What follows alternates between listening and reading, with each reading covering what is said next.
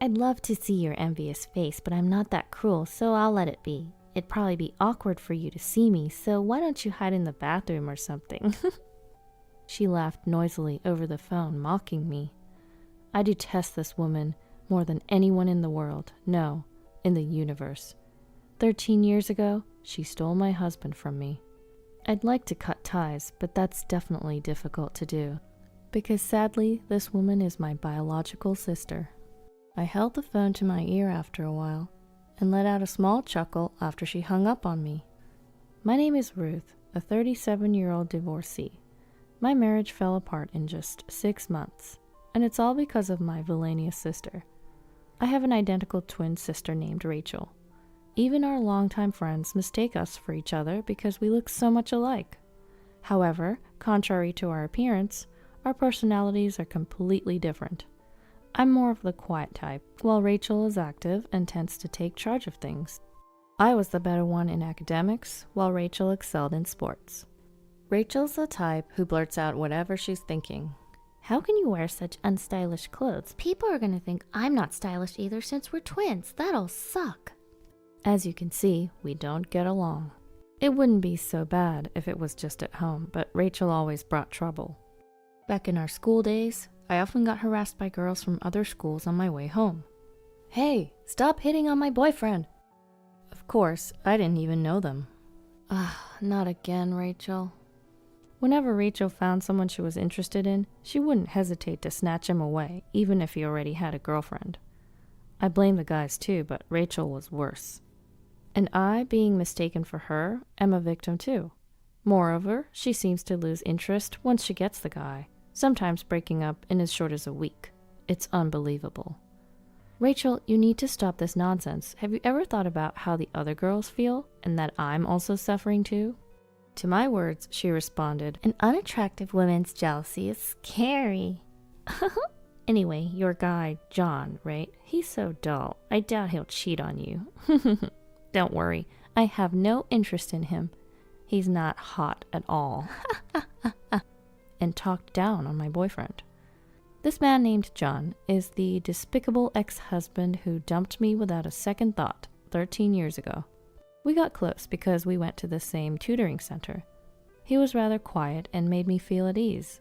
His mother was a fortune teller and was well known for her accurate readings. She even ran a fortune-telling house. We graduated from the same university and decided to get married 2 years later. I had thought I would spend my life with this man, but 6 months after our marriage, my ex-husband, John, placed the divorce papers in front of me and said, "Please divorce me, I can't take it anymore, and I'm sure you know why." Sitting next to him was my sister, Rachel, with a smug look on her face. Taken by surprise, I stammered, "Huh? I'm sorry, I don't understand. Did I do something? I don't remember doing anything wrong." At my words, John banged his fist on the desk and shouted, "Really? How do you have the audacity? You've been cheating on me. Can you still deny it after seeing this?" On the desk were a few pictures showing a man and a woman entering a hotel together. But to me, it looked like I was being shown pictures of my sister Rachel, going into a hotel with some man I didn't know. I didn't understand what my ex-husband was saying at all. The man in the photo must have been just another one of Rachel's flings. No, this is Rachel, it's not me." At that moment, Rachel burst into tears and sobbed, "Ruth, let's stop this. I can't stand lying to John anymore." Then John said to my sister, "Rachel, I'm okay. You're so kind, thank you. What am I looking at here?" John glared at me and started to spew a fabricated story that was simply unimaginable. According to him, I had been cheating, and to avoid being caught, I was constantly borrowing clothes from my sister, spending my spare time at a hotel with my lover, and that I was a terrible woman. John had completely believed this ridiculous story that he'd heard from my sister. "I heard from Rachel that you've always had a bad track record with men. Even when we were dating, you were playing around with several men." I responded to my furious ex-husband, "Are you seriously saying that, John? You've been with me for several years, and you believe a story from my sister, who you've only known for half a year? Are you sane? Are you an idiot?" Perhaps he didn't like my calm response because all he could do was glare at me. And to my surprise, Rachel had the nerve to hit on John. You may have the same face, but your personalities are completely different. You're not charming at all. Rachel always listens to my complaints with a smile. She's so patient. I might have married the wrong sister. I couldn't believe what I was hearing. Rachel continued to fake her tears, but I could see her grin. Rachel was always a player when it came to men, since she was a student, but ever since she started working, she had changed the type of men she targeted. She now prioritized social status and money over looks, and John, my ex-husband, who worked at a major corporation and came from a moderately wealthy family, was a perfect target. She must have set her eyes on him from the time I introduced him at our wedding. My ex-husband had been completely fooled by my sister's poor acting. I never thought my ex-husband that I'd been with for so long could be this naive, and I could feel my feelings towards him fade away rapidly. You two are despicable. Do as you please, but never show your face in front of me again. I felt tears welling up, but I managed to hold them back. I filled out the divorce papers on the spot and threw them at the two of them. Knowing my cunning sister, she and John probably hadn't started a physical relationship yet. Claiming compensation seems tough. Still, if it meant those two would disappear from my life, I didn't care about the money anymore. When I returned to my parents' house after that, my parents were furious at my sister's behavior and disowned her. When asked about her reaction, she said, "Oh, really? I don't care, but if you're having money trouble, don't come begging to me, okay? Bye then," making light of even her own parents. I found out from a friend that my ex-husband and my sister got married just 3 months later. I was so stunned I couldn't even cry. I felt nothing at all. For 13 years since then, I haven't seen my sister and her husband. But one day, I got a call from a public phone on my cell phone. I always answer calls for work, so I answered and heard, hello, Ruth? I immediately recognized the voice on the other end of the phone. I don't know how you have the nerve to call me, Rachel. At my words, Rachel chuckled and said, Are you still holding a grudge? You're always so gloomy, Ruth. But whatever, I have a favor to ask. Without showing any remorse for what happened, my sister continued. I'm pregnant. Oh, of course, the father is John, who you loved so much, haha. So I wanted to let my parents know about their first grandchild. They won't listen to me, so you tell them for me. She had the audacity to command me like that, so I retorted, What are you so cheery about when you've been disowned? But she just laughed it off. How many years do you think it's been? 13 years. I think you're the only one who still holds a grudge. You're probably still living alone at our parents' house, am I right? I'm saying that I'll be the one to give them a grandchild instead of you. She's always been the best at irritating people. I'd love to see your envious face, but I'll spare you because it's too pathetic. It'll be awkward when you see me, so why don't you hide in the bathroom or something, haha, she said as she laughed out loud while I remained silent. Then she hung up abruptly after saying she would come over on the weekend. I kept the phone to my ear for a while after the call ended and chuckled. That weekend, when I was relaxing in the backyard, my phone rang. I glanced at the screen and saw a blocked number. It was probably my sister. I answered the phone, annoyed. Hey, unblock me already. I snapped back. What's wrong with blocking someone I don't want to receive calls from? That's what call blocking is for. Oh, maybe you don't understand because you're stupid. Haha. I laughed sarcastically. I heard something break. Perhaps she was irritated. I've come all this way. Why is nobody home? I told you I'd come today, didn't I? Huh? You were serious? I thought you were joking. Besides, you hung up before I could tell you. I don't live there anymore. What? Judging by my younger sister's enraged and slightly shaky voice, it seems she was standing in front of the house we used to live in. However, none of us live there anymore. She was making so much noise and chaos that it seemed likely to cause a nuisance to the neighbors, so I gave her my current address and hung up the phone. After waiting for about an hour, the doorbell rang. There stood a sullen-faced Rachel and John, my ex-husband. The first thing she blurted out was, You've got some nerve, and what is this place? Why on earth would someone like you be living in such a nice apartment? She glared at me, her eyes bloodshot with anger. It's no surprise my sister was shocked. This place is relatively new and located in a good area. The rent isn't cheap either. While it may not be a luxury high-rise, it's a pretty decent property.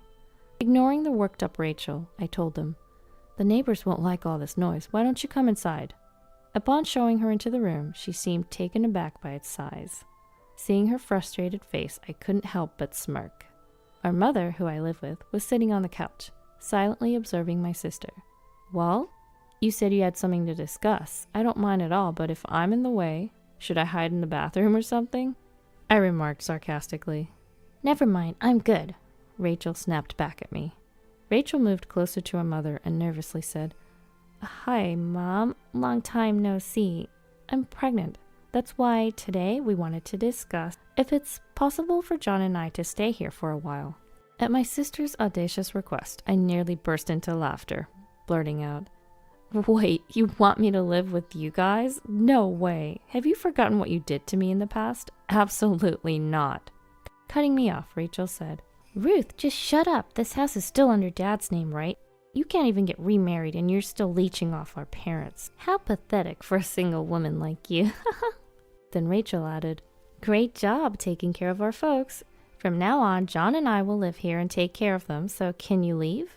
Oh, and where's Dad? Is he at work? After seeing my sister speaking with a smug grin, I had reached my limit.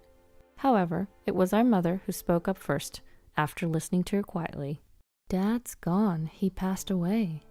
Mom only muttered those few words. My parents were very serious people and had always apologized to me about my divorce 13 years ago, despite it all being Rachel's fault. My father especially used to say, I should have. Maybe it was my fault for not raising her better. I'm sorry, Ruth. I'm really sorry.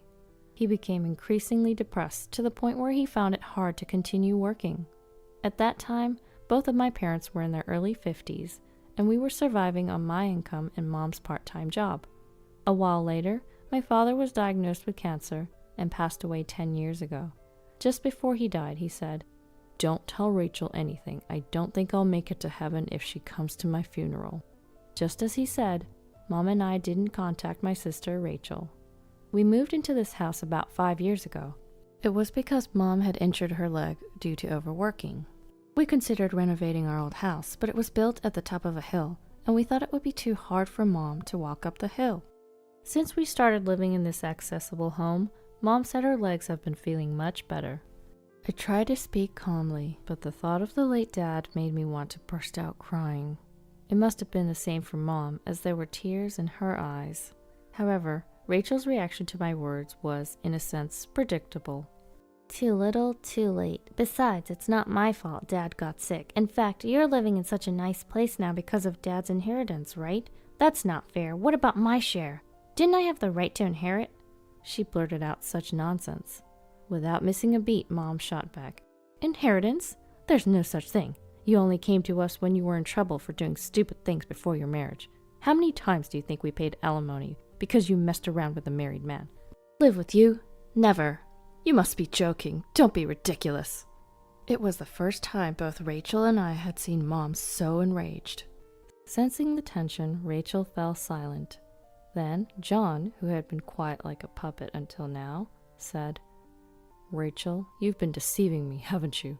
Ever since I married you, my life's been a mess. You're a reckless spender, and you don't do any housework. I had the opportunity to meet some guys who graduated from the same high school as you, and they all said I was blind to marry you. I nearly burst out laughing at my ex-husband's words. He's quite something to have put up with her for 13 years. Moreover, when he approached me, he said, Ruth, I've been regretting our divorce. Do you want to start over here? Let's let bygones be bygones. When he tried to touch me softly, I felt a chill run down my spine. No way, please. Let bygones be bygones? Who does he think he is? Is he stupid? It's not his place to say that. Just as I was about to dodge him, the door to the next room burst open. Could you not touch her with your dirty hands, please? A man suddenly appeared, and both were taken aback. Ignoring Rachel, who murmured, Who is he? I said, I told you to stay hidden because I didn't want to involve you. At my words, he replied, I couldn't stand it when he tried to touch you, Ruth. Besides, I think having a third party will help the discussion, don't you think? Okay. This is my husband, Alex, and... Tony, come here. This is our son, Tony. He's 8 years old. I called out to our son, Tony, who was peeping out from behind the door. Perhaps he had heard some of the argument. He was glaring at Rachel and her husband. Huh? You're remarried? Unbelievable. Why? My sister Rachel was more surprised than anyone that I had a husband and a son. My ex-husband John was just as shocked, gaping like a fish out of water. What do you mean, why? How many years do you think it's been? It's been 13 years. 13 years. Despite all that time passing, you guys haven't changed one bit, which is surprising. Well, you do look like you've aged quite a bit, though.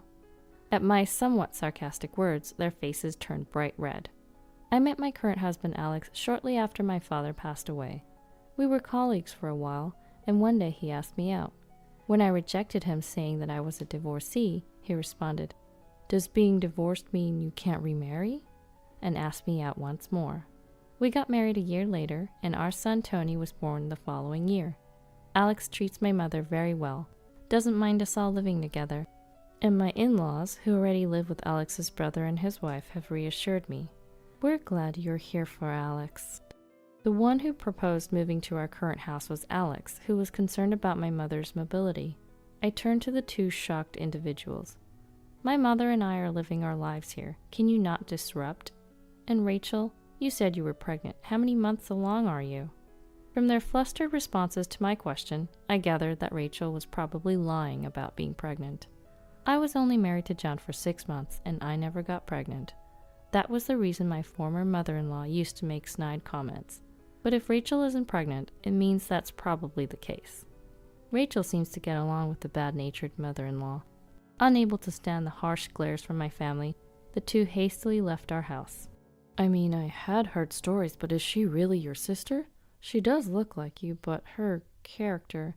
Anyway, it's settled for now, Alex said with a smile, to which I gave a bitter smile. Really? That evening, the doorbell rang continuously. Looking at the monitor, I sighed. They came after all. When I opened the door, there stood Rachel and John with pale faces.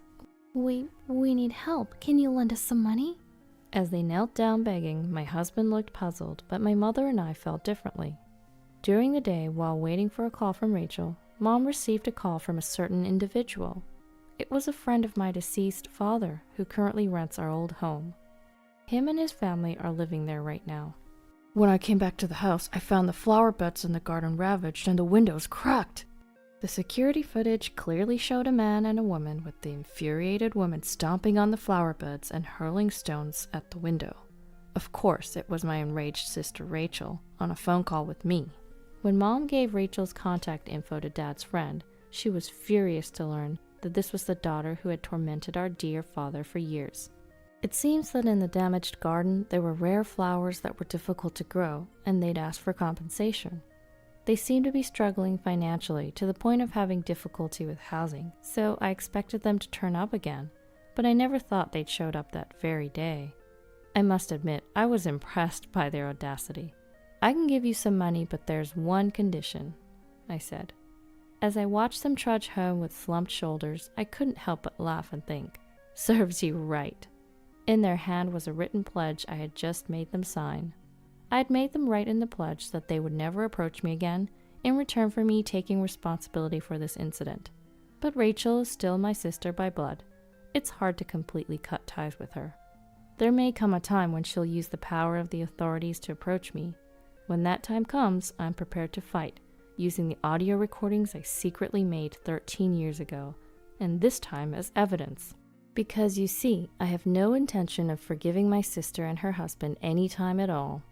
Later, a friend told me that my ex-husband had immediately resigned from the big corporation after our divorce, and started working as a staff member in a fortune-telling establishment run by my former mother-in-law. Because they were family, he was paid a high salary, and he and my sister seemed to have been living a life of luxury. However, a few months ago, my former mother-in-law suddenly passed away from illness, and my ex-husband, who had no talent for fortune-telling, took over as her successor, but the establishment quickly closed down. In their desperation, the couple claimed, "This is a bracelet that our late mother lovingly made." They targeted the people who had faith in my former mother-in-law. However, a whistleblower exposed their lies, and the victims formed a group. The victims began flocking to the establishment every day, and my sister, who no longer had a place to live and work, came to ask for my help. I was so irritated by their audacity. However, seeing that the police have started moving, it's probably only a matter of time before the two of them are held accountable for their crimes. After that, we moved again. The reason was my husband Alex's job transfer. Can I really come along? Mom asked apologetically, to which Alex, my husband, responded with a chuckle. What are you talking about? You're an important part of our family, Mother. Even if you resist, I'll carry you over my shoulder and take you along, okay? Upon hearing Alex's lighthearted joke, Mom let out tears of gratitude. Grandma, you're crying again. Here, have a Kleenex. Observing his emotional grandmother, Tony was concerned but still smiled. And as I watched my family, I felt a wave of gratitude for the happiness I felt.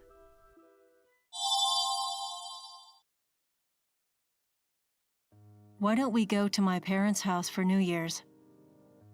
My husband's words were the catalyst for everything. It was also the start of the end. Susan is my name.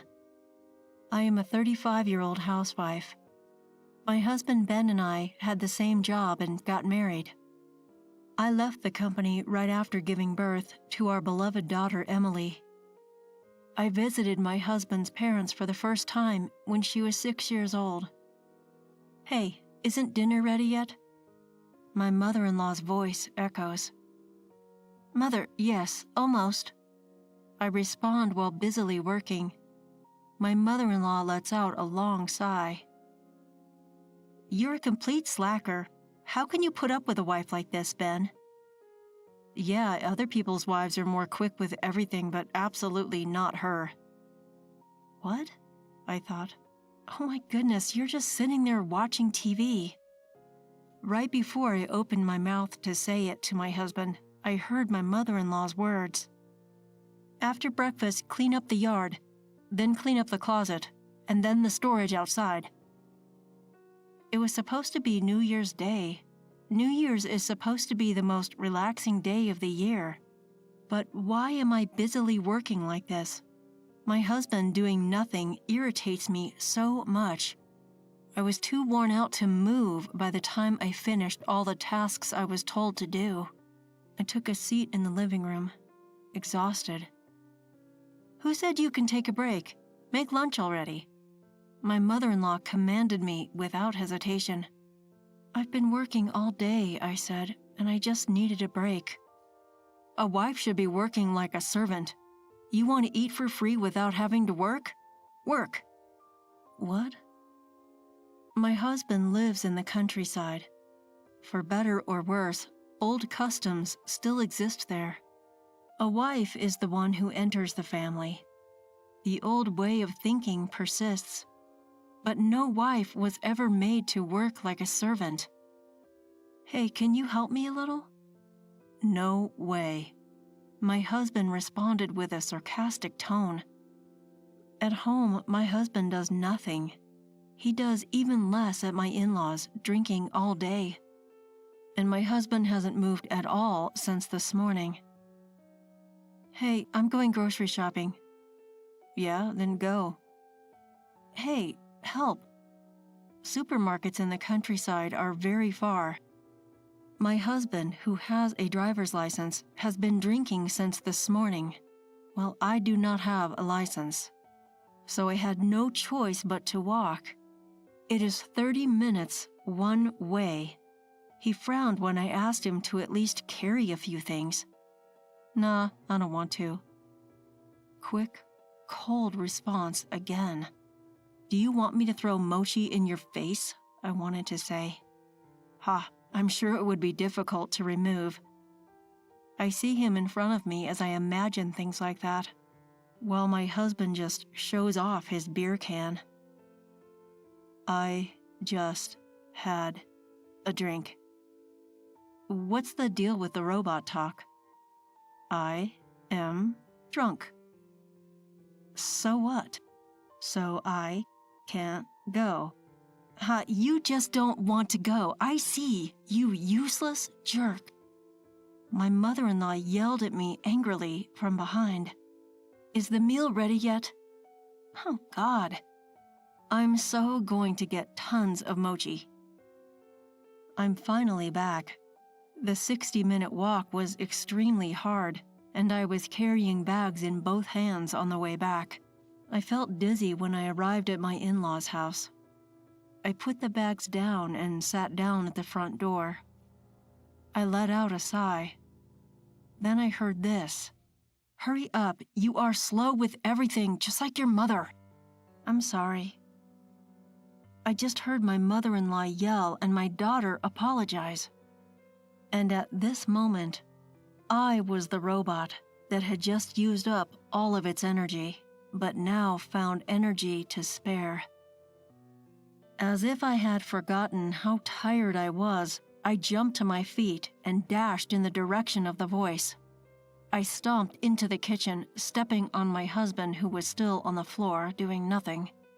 I heard him groan but didn't care. And this is what I saw. "What are you doing?" My mother-in-law and daughter both looked at me as I yelled, "Mom!" "Oh, you're finally home." My daughter's face lit up when she saw me.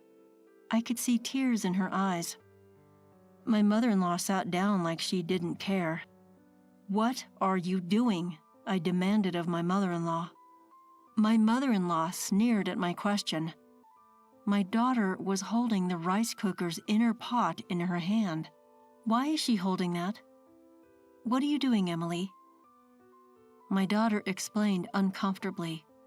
"Well, Grandma told me to get ready because she was hungry. First, she told me to cook rice.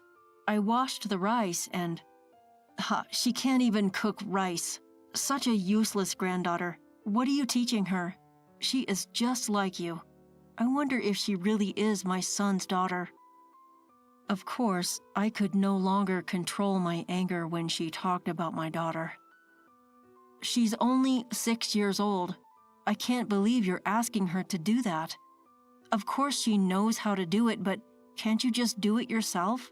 How dare you do that to your own grandchild?" My mother-in-law's face turned bright red and her voice squeaked.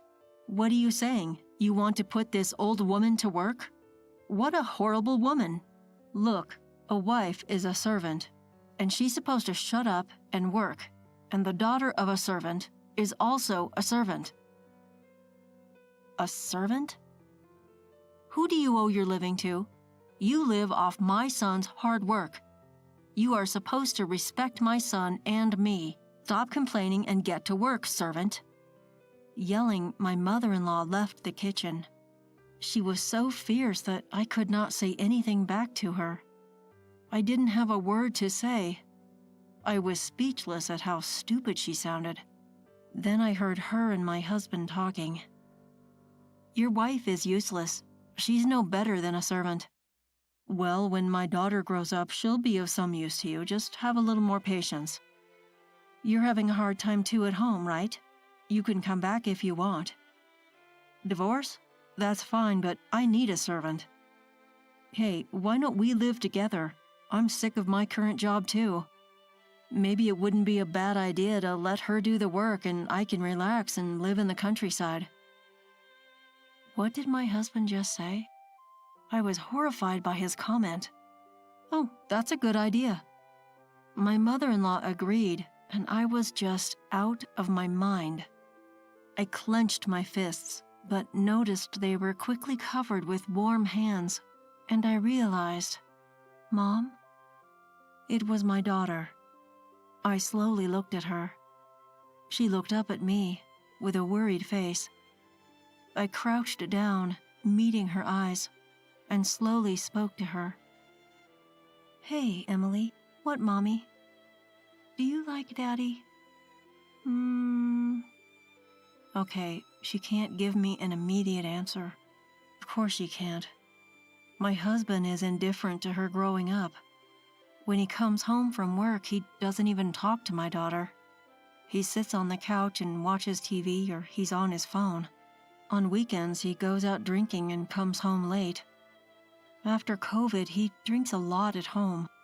The hangover the next day is a regular occurrence. On holidays, he either stays home doing nothing or goes out with friends. Very few times we went out as a family. I mean, when was the last time we went out together? This family trip to the in-laws is the first trip we had together in years. I am sure my husband doesn't even know which class my daughter is in kindergarten. He doesn't know what she likes and what she doesn't like. He is not interested in what my daughter wants to be in the future. He probably doesn't even know that she'll be in elementary school next year. She can't say she loves her father. Of course she can't. I asked her again, "Well then, do you like your grandmother?" "No." Well, this time it was an immediate answer. I laughed. I thought to myself, well, yeah, if she yells at her like that. Then she said something unexpected. "Because she bullies you, Mom. It's New Year's Day and you haven't had a chance to relax at all. She's always telling you to do this and that. Grandma is so cruel." Wow, children are watching things. Well, I guess they can tell when I'm always being ordered around like that. Smiling, I asked her the important thing. "Emily, do you want to live with your grandmother?" She shook her head. "Do you want your father?" "No." That was a wonderful, immediate answer, and I decided the next day. I went out with my daughter in the morning. By the time we got back to my in-laws' house, it was dark outside. When I entered the house, my mother-in-law and husband were waiting for me, looking annoyed. They said, "You're finally home? What have you been up to?" "Yeah, some stuff." I avoided my husband's question. Seeing me like that, my mother-in-law said to me, "Ha, young wives these days. I'm hungry, servant. Where's my food and tea?" My mother-in-law acting like commander-in-chief. I silently served them both tea. My husband tried to pick up the teacup, but I quickly snatched it away from him. "What? What the hell?" My husband was shocked. Then I poured the tea on his head. "Whoa, what are you doing?" "Don't worry, it's already cooled down." "That's not the point. Hey, what the heck? Stop!" Avoiding my husband's reach, I put the cup down. "What the hell are you doing? You are a servant." My mother-in-law had a furious expression. "Shut up. I'm not your servant," I yelled back angrily. My mother-in-law tried to stand up and yell at me. I interrupted her. "What? A son's wife is not a servant. I'll tell you if you didn't know. I am not a servant." My mother-in-law was unable to say anything back to me, so I continued. She was so shocked she couldn't get a word out of her mouth. I glared at her, and then I moved my face closer to her. "Ah!" My mother-in-law screamed. I moved my face closer to her. I didn't care. The distance between us was 10 centimeters. Listen to me. There is no system in the world that allows you to use a wife as much as you want. I will protect my family, but I will not be your servant. What? I am your husband's mother. I am your family, so protect me and do as I tell you. Are you crazy? If I was a real servant, I wouldn't be your family. How are you my family when you're just commanding? I calmly replied to my mother-in-law. My mother-in-law's face, which had been pale blue earlier, was now bright red. How dare you talk to me like that? You were talking to me like that too. Why can't I just talk like that to you? I am your mother. Ha! Stop saying stupid things. I had been holding back. I had been holding back so much until now, but I couldn't do it anymore. There is a limit to everything, and the attitude of my mother-in-law and husband finally broke down my wall of patience. And what do you think your grandchild is, a servant? You treat your grandchild as a servant? Stop messing around with me.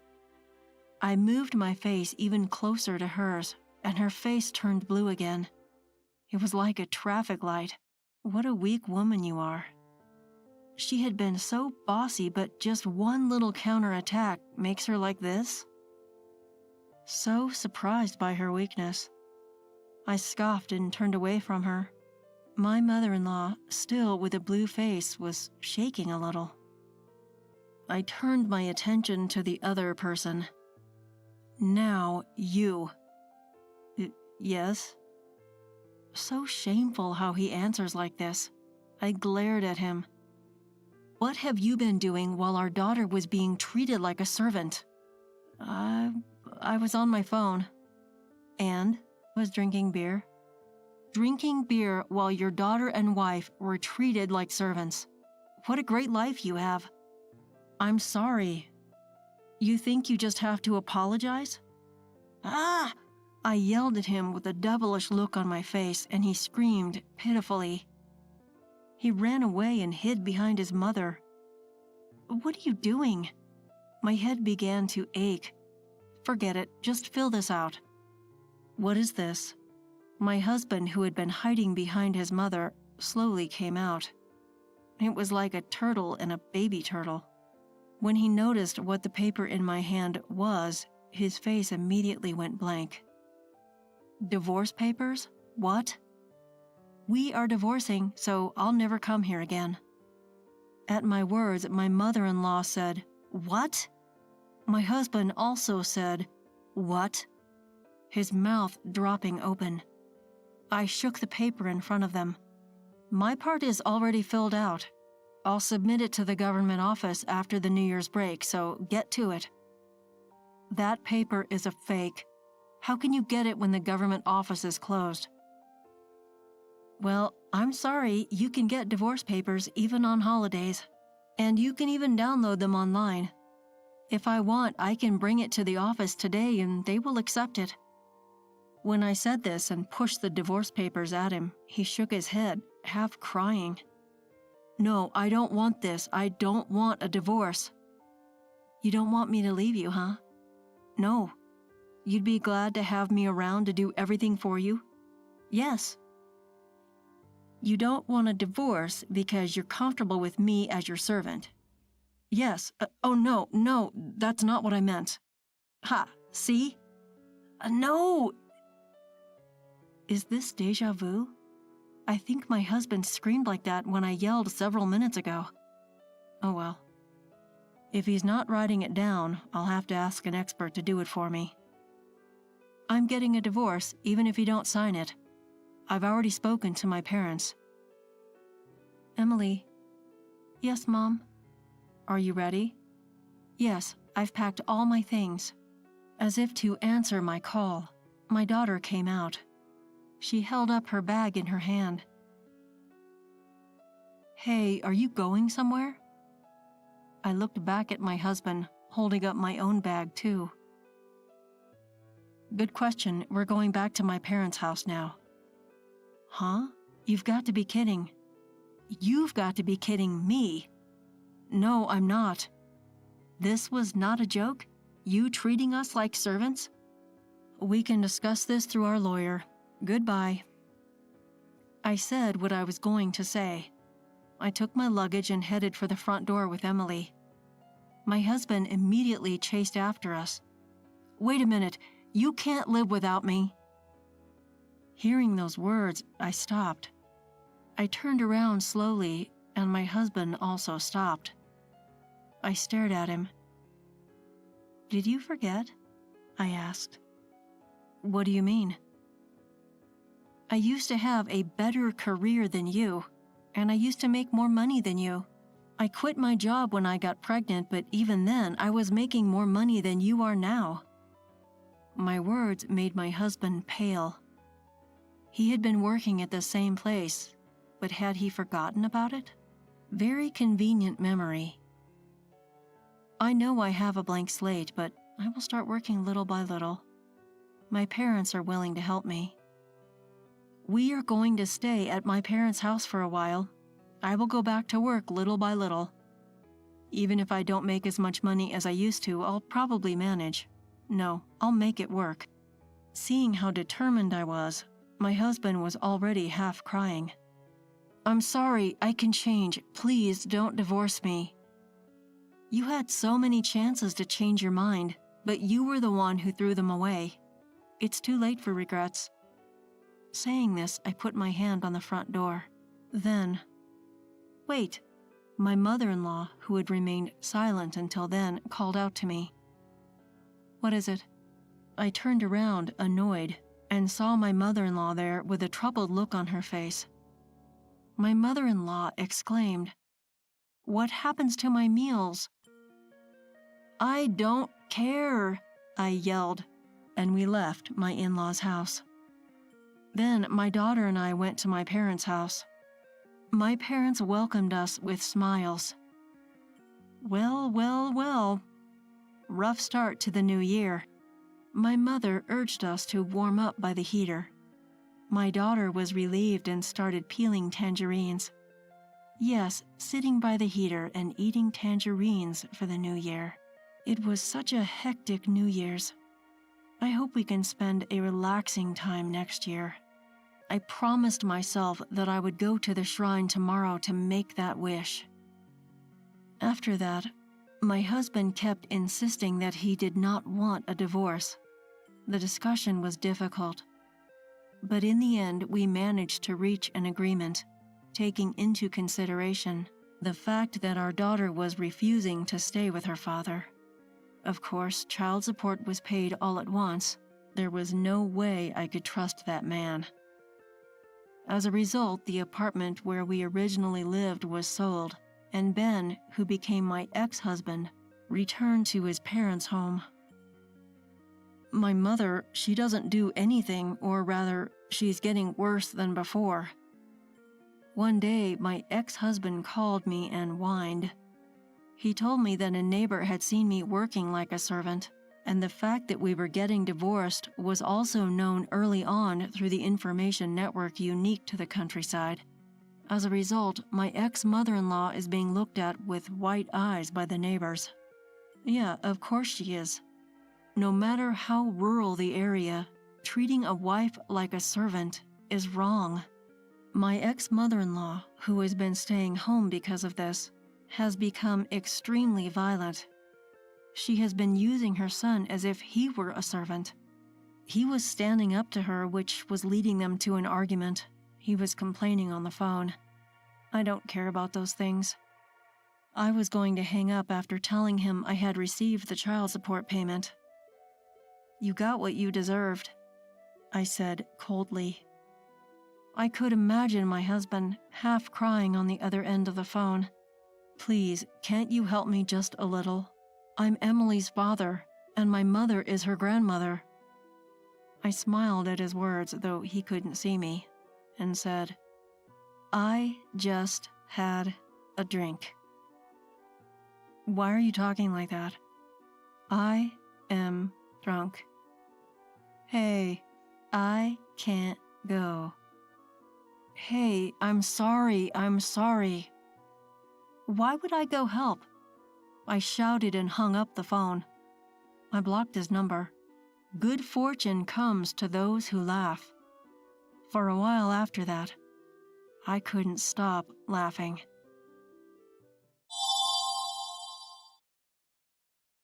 One day, I came home and found that my husband had disappeared and left without a trace. A few days later, I found out that him and my sister had eloped. That was 12 years ago. He recently contacted me on the phone, stating, I'm coming to my home with my wife, and you are in my way. Get out of my parents' house. He was annoyed that I was living at his parents' house. It's been 12 years since they eloped, and I guess he intends to take my sister as his wife now that things have cooled down. But they don't know. They don't know how drastically the family, including myself, have changed since then. My name is Melanie Miller, and I am 27 years old. I studied and majored in web design and started to work in a web production company. That's where I met my husband, Shane. Shane works in the sales department for the company and is friendly by nature.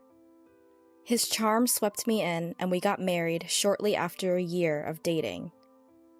Once I was a part of the family, we decided to live together in his parents' home. By then, I quit my job at the web production company and started work as a freelance web designer. I decided to work from home so that I could keep up with my household and support my husband's lifestyle. At first, I had some trouble finding work, so my income wasn't stable. Now, however, I have no trouble finding work and maintaining a stable income. I could work at my own pace and put my family first. I could spend quality time with my husband and his family during the mornings, evenings, and even before bedtime. I was so satisfied with life. However, I noticed that my husband started to change his friendly attitude, little by little. It all started when I started to make twice the amount of money compared to what I was making 2 months prior at my old job. I was ecstatic to have reached and surpassed my salary that entire day. I couldn't wait to tell my husband when he came home from work. He's going to be so happy for me, I thought to myself. As soon as I knew he was home, I ran up to the front door with a huge grin on my face. "Shane, guess what? My income last month was twice the amount that I would have made at my last job." "What? Are you serious? Your last job had great benefits and pay, right?" "Yeah, but I've been wanting more. I finally did it." Yep.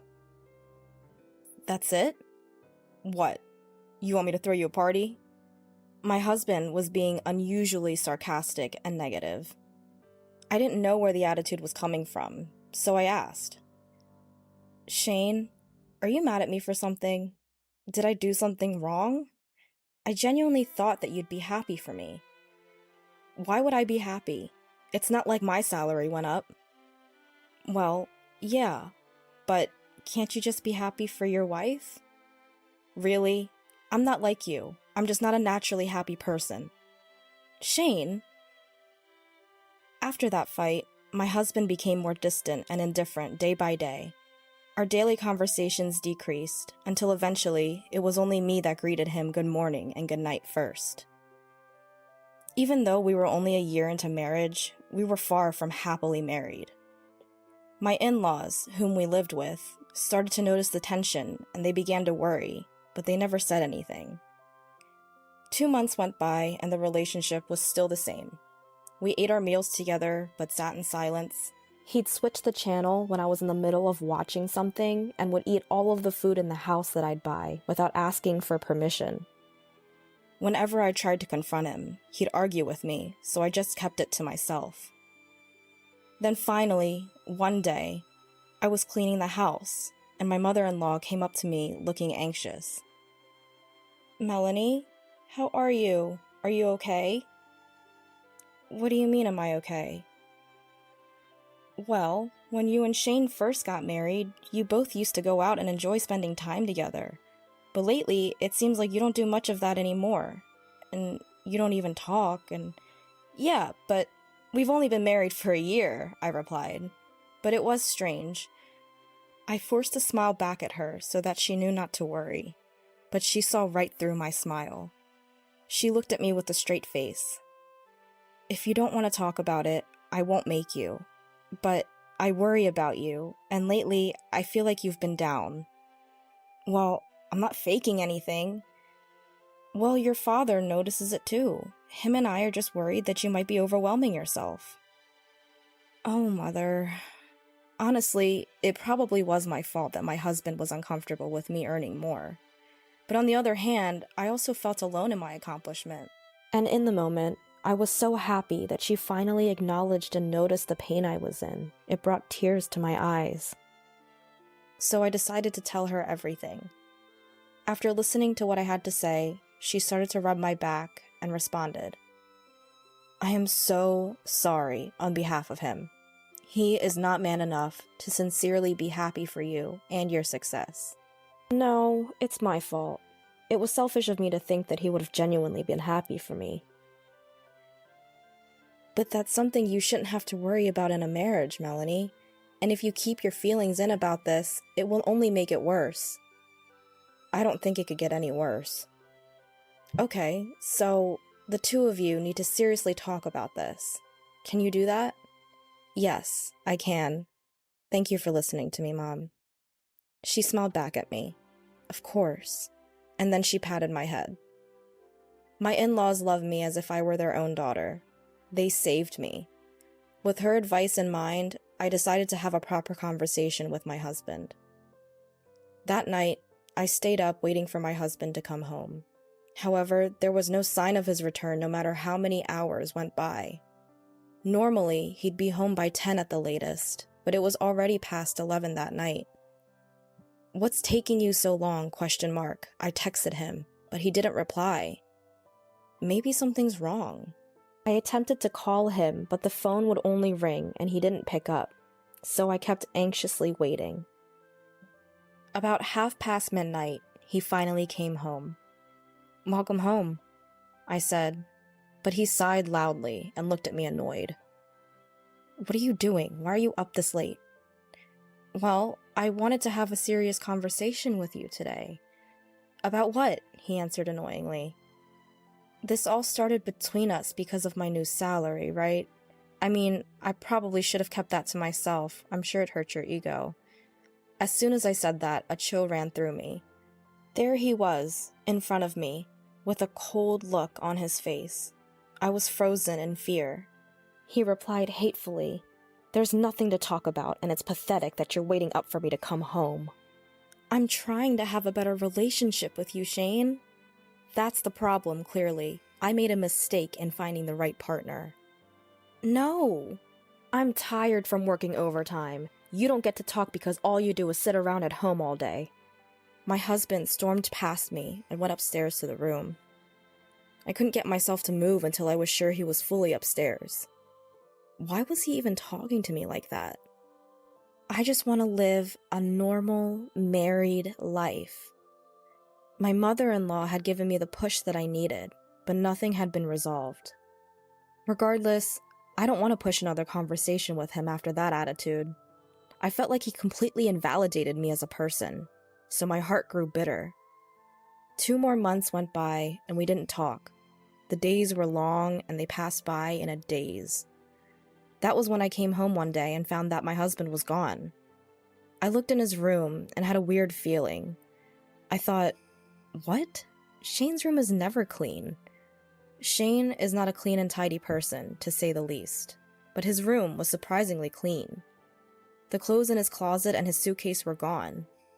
I finally realized that he moved out of the house. I rushed to call my in-laws, but their phone was either turned off or disconnected. My sister Mimi then called me while I was still panicking. "Hi, sis. Long time no see." "Mimi, I can't talk right now." "Your husband isn't there, is he?" "What? How did you know that?" How did she know that? Something's not right here, and she proceeded to tell me the truth. "I'm with your husband right now." "What? What do you mean?" "Well, I was just at the bar, and I saw him there, coincidentally. We had a drink, and then he said you guys weren't really getting along." "Mimi, no! You can't be."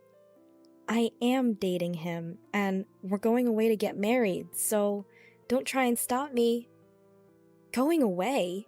Don't be silly. Bring Shane back home now." "I'm sorry, I can't. I've actually had these feelings for a while now. Plus, he's tall and handsome. I'll take him." Then the phone went silent. I tried to call her back so many times, but she never answered. Instead, she sent me pictures. There were dozens of photos of them together, going on dates, smiling. Either way, it was not something I enjoyed looking at. A few days later, I received his signed and completed divorce papers. I called his job, but they told me he'd already resigned. I knew that I didn't deserve to go through this alone. I told my parents and in-laws about the situation and asked for their support. So, apparently, Shane and Mimi are together now. He quit the company on his own, and now he's making me sign the divorce papers. Everyone was speechless. Then, my father-in-law started to speak after processing. "Melanie, I am truly sorry for our stupid son. I don't expect you to forgive me. Matter of fact, you don't have to. Oh, Father. And unfortunately, I cannot forgive your sister either. You are like a daughter to me. I cannot forgive them for hurting my precious daughter. Everyone agreed with him in this. It was at that moment when all of us completely changed how we felt and thought about Shane and Mimi. My in-laws were considering moving into a new house at the time. After the situation, they claimed, "I don't want anything to do with my son ever again," and they moved houses without telling him. My parents have also decided to cut ties with my sister. If she were to ever come back, they said they'd pretend as if they don't know her. Someone whose moral compass is so far gone that they'd take their sister's husband is no daughter of ours. That was their reasoning. So then, I decided to take this opportunity to go back home to my parents. I demanded alimony from them in exchange for going through with the divorce, which he responded, "You get the alimony when I get my divorce." But I eventually received several million yen in alimony with a message that followed, "Divorce me." As soon as the divorce was finalized, I cut all ties with Shane and Mimi. It's been 12 years since the divorce, and a lot has happened since then. My in-laws tore down the house we all lived in and even sold the land. I have become more well-known as a web designer, and my salary is much higher than it used to be. Because of this, I'm able to travel regularly with my parents and live a fulfilling life. Today, while I was working, I received a call. I picked up without looking at the caller ID, assuming it was a client. But it instantly brought back bad feelings. "It's been a long time, Melanie. How have you been?" "Shane? I knew you'd remember your ex-husband's voice. He's talking nonsense, just like before. What do you want? 12 years and now you want to talk?" I could hear him chuckle. "No, you're in my house. Get out within the next 10 minutes. "What? What are you talking about?" "We're in some financial trouble. Anyway, I'm on my way there now. I'm bringing my wife home to my house. You can get out of my parents' house now." Apparently, he still thinks I'm living with his parents. He really thinks that after 12 years, things have cooled down and they'll finally be accepted. In the background, I hear, "That's right, get out of there," coming from my sister. But they really don't know. Do they really think that just because it's been 12 years, all is forgiven? The world is not that kind, and I will show them hell if I have to. But I took a deep breath and said, "If you want to go home, go home. I'm not at your parents' house anymore." "Oh, really? Did my dad kick you out?" "How dumb can you be? Your parents' house doesn't even exist anymore." "Huh? What do you mean it doesn't exist anymore?"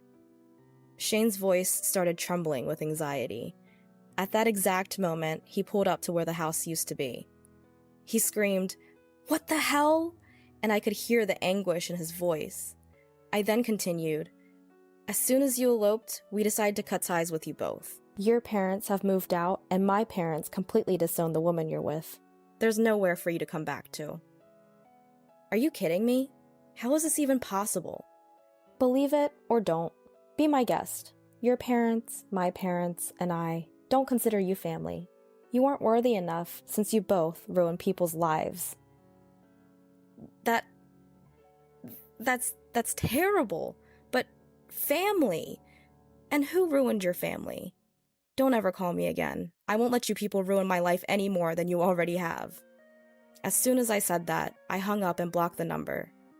This time, I severed the last connection.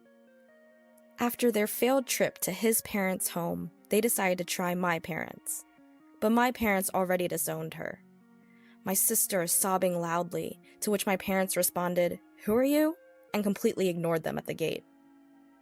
Then, they both got down on their knees and started to plead. "Please, parents, please forgive us. We have nowhere to go, please." Shane was following along with Mimi. "I'm begging you as well. My parents' house is gone. We have nowhere to go. Shut up. We don't care. You're not family anymore." That's right. He even sprinkled salt on the front door. "No, please, wait.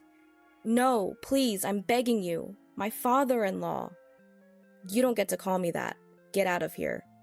They were so persistent that my father ended up sprinkling salt on them, and my mother called the cops for trespassing. They have not been seen since. Last I heard, they were jobless, homeless, and asking their friends for money. But by the time they came back, word of them had spread around, and no one was willing to lend them anything. Anyway, it's unlikely that they could even survive in their hometown. They'd have to start scratch from somewhere else. But they brought that on themselves. They sowed their seeds, and they'll have to suffer for it. Me and my parents, of course, will never see them again.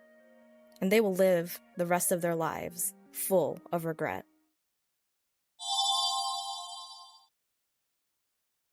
My name is Michael. I met my wife Amanda through a friend's introduction. She was cheerful and sociable, and we immediately hit it off when we first met. As we went out for meals a few times, I started to have feelings for Amanda and began dating her. After dating for about 2 years, we both started thinking about marriage, began living together, and registered our marriage the following year. We had a grand wedding, thinking it's a once-in-a-lifetime event. Our mutual friends performed some entertaining acts, making the ceremony memorable. Married life was pure happiness. We both worked, but Amanda's job did require much overtime, so she always came home first and prepared dinner for us. "Michael, welcome home. Today's dinner is pork cutlet." Knowing that I loved meat, Amanda cooked meat dishes 3 times a week, considering a balanced diet. All of Amanda's homemade meals were delicious, and I truly felt lucky to have her as my wife. That is, until that time. It happened one day, almost 3 years into our marriage. I started to notice that something was off with Amanda. She no longer cooked dinner and waited for me, and she often went out after work, leaving me alone at home. Previously, even when I came home late from work, there would be a homemade meal on the table, but now it was mostly frozen food or supermarket dishes, which made me feel somewhat lonely. However, Amanda also worked, and I was busy at work, making it hard for us to spend time together. I told myself that she probably wanted her own time while I was working overtime, and I didn't consider her feelings enough. This went on for about 2 months, and I finally decided that I needed to change something. As my work had calmed down, I took some paid leave and planned to go to a hot spring with Amanda. When I came home, Amanda was lying on the sofa reading a fashion magazine. I hadn't heard her say welcome home recently. "Amanda, I took some time off work, the week after next. How about we go to a hot spring and relax together?" Without taking her eyes off of the magazine, Amanda replied, "No, I don't feel like it." I couldn't understand her response and was momentarily at a loss for words, because I had researched various accommodations and nearby restaurants, planning to present her with a travel plan. "Hey, I've been so busy lately that I couldn't pay attention to you, right? I thought you might be lonely without me, so I wanted us to go to the hot spring together and spend some quality time together." I thought Amanda would also be unhappy with our current situation. I wanted to create some time for us and rebuild our good relationship. However, Amanda's response didn't change. "It's totally fine the way it is now. Even if you're not around, I have things to do. Don't worry about it." In the end, her gaze remained fixed on the magazine. I couldn't figure out why Amanda would act this way, and I went to sleep that night with a heavy heart. I didn't sleep well, and the next morning I left the house with an awkward atmosphere between us. But since I couldn't focus on work, I decided to consult a coworker during lunch break. "Hey, can I talk to you for a bit? It's not really a fight, but I had this thing with my wife yesterday. Could she be cheating on you? I mean, you don't have any other clear reasons, right? I can't think of any other reason for her to suddenly become so cold." Cheating. The word echoed heavily in my mind. I never thought that this could happen to Amanda, but once a third party said that she was cheating, my suspicion grew, and my health started to deteriorate. That day, I couldn't focus on my work and decided to leave early. When I got home, I went straight to the bedroom took off only my suit jacket without changing into my home clothes, and collapsed onto the bed. There was still some time before Amanda would come home. I decided to sleep until then, and felt a little more at ease in the cool, dimly lit room with my eyes closed. Because I hadn't slept well the night before, I quickly became drowsy and was almost half asleep when I heard the front door close, and the sound of a woman's laughter, and multiple people entering the house.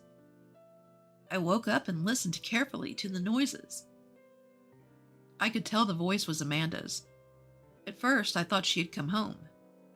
But when I heard an unfamiliar male voice, my suspicion of her cheating grew. I could hear footsteps approaching the bedroom where I was, and my heart raced rapidly. No! Amanda said that while opening the bedroom door. She hadn't expected me to be there and looked surprised for a moment, but then spoke in a mocking tone. "Oh, Michael, why are you here?" "I wasn't feeling well, so I left work early and went to bed." "Weren't you supposed to be at work, Amanda?"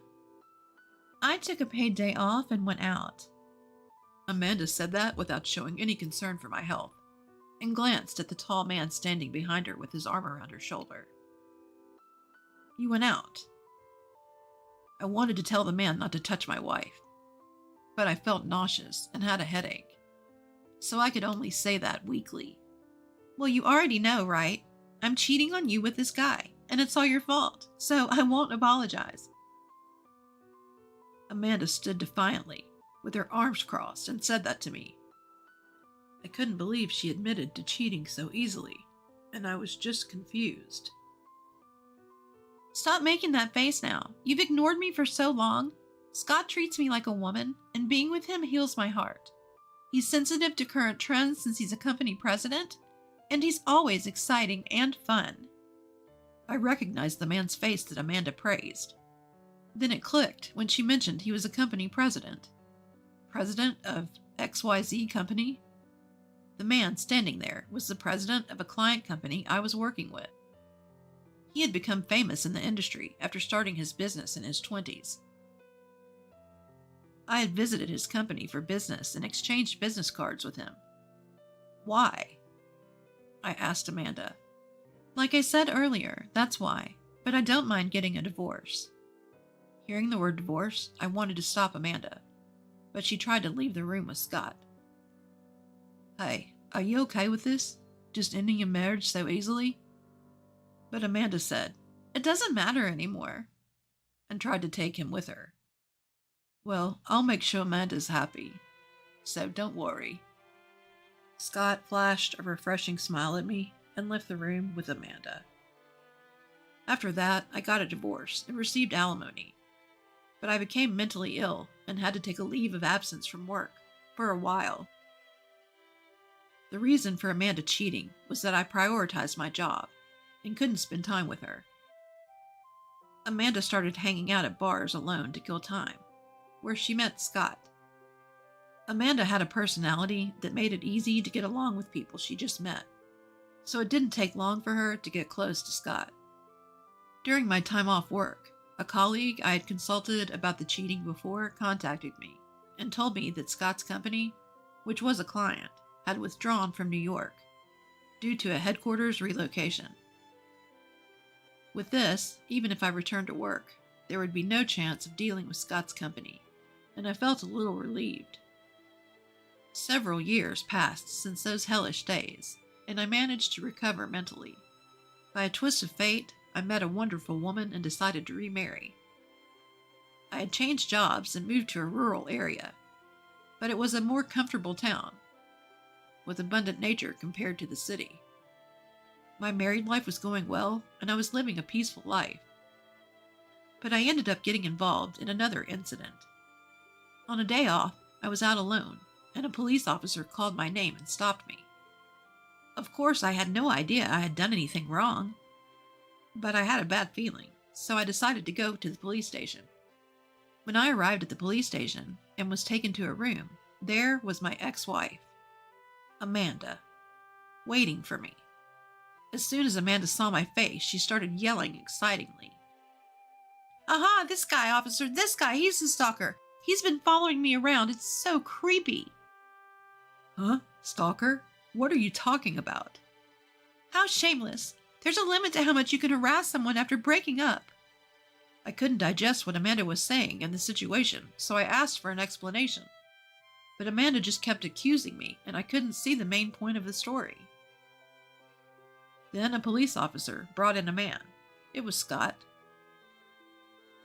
Hey, I heard from Amanda that you've been quite persistent. It's been years since the divorce. Do you still have feelings for her? I didn't want to hear that from the person who caused the divorce, but I asked the police officer who brought Scott in to explain the situation. It turned out that Amanda had been stalked by someone for a long time, and she had reported me to the police because the stalker's appearance resembled mine. The police investigated and found out that I had recently moved to this town, so they asked me to come in for an interview. I understand the situation, but Amanda, I didn't know you guys were living in this town. Yeah, right. Who would believe a criminal's excuse? I felt anger welling up at Amanda's dismissive words, but the police officer calmed me down. Is there anyone who can prove your innocence? At the police officer's words, I decided to have someone come to the police station. A few minutes later, the person that I chose arrived, and Scott, seeing her face, cried out in astonishment. You, Elizabeth? Hi, big brother. It's been a while. That's right. When I remarried, I married Scott's sister. Scott and Amanda, who didn't know the situation, seemed to be panicking. Actually, Scott's affair with Amanda was discovered by their parents, who cut ties with him. Scott's parents were the presidents of a company that ran several businesses, and knowing that their son had hurt someone, they decided to take care of me. At first, I didn't want to face the family of her lover, but as I got to know them, I felt my heart calming down. After spending time together, I ended up falling in love and marrying Elizabeth, Scott's sister. Are you kidding me? I haven't heard anything about this. Scott yelled at us, but Elizabeth, being used to her brother, argued back. Well, I do have an obligation to inform someone who doesn't even consider us family anymore. Besides, during the time you said Michael's ex-wife was being stalked, he was actually having dinner with me at the hotel's restaurant. You should be able to find our names on the reservation list. And if you ask the sommelier who served us wine, he should be able to confirm it. I was finally cleared of all charges. As we left the police station, grateful to Elizabeth, Amanda and Scott followed us and grabbed Elizabeth's shoulder. Wait a minute. Did you really marry this guy? He failed in the city and ended up in a rural area. You'll regret it if you marry someone like him. That's right, he neglected me a lot when we were married, too. It seems these two will do anything to ruin our happiness. As Elizabeth shook off the hand on her shoulder, a luxury car pulled up in front of the police station. Seeing the person who got out of the car, Scott exclaimed, Oh, Dad? Scott's father glared at his surprised son and said, I have no reason to be called Dad by you. More importantly, it seems you have been quite rude to my daughter and son-in-law. Well, can't be helped, can it? Are you really okay with Elizabeth marrying this loser? What's with your attitude toward the heir to my company? If anyone's a loser, it's you. Your business only succeeded because of good luck, and you've been acting all high and mighty without even understanding proper management. You have no right to badmouth Michael. Yes, I had moved to this town to study as a successor of my father-in-law's business, and had changed jobs to a group company in this town. Defeated, Scott dropped his shoulders, and Amanda desperately tried to talk to him.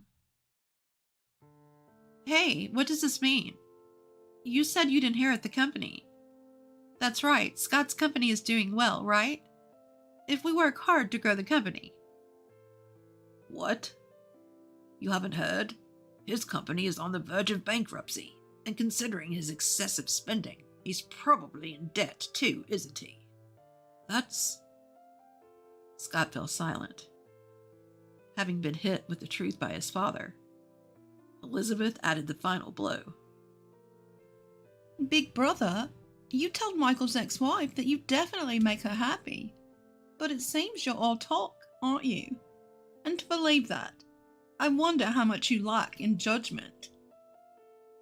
And so, the stalking suspicion against my ex-wife was cleared. After that, Scott's company went bankrupt, and Amanda left him at the same time. On the other hand, I've been released from the curse of Amanda and Scott, and I'm living a happy life with Elizabeth.